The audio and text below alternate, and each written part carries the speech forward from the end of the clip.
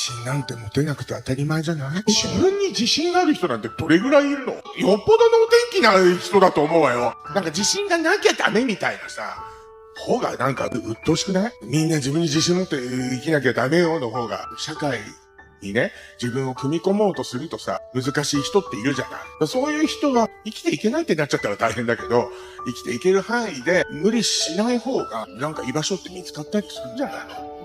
得意です。もうやべえよ。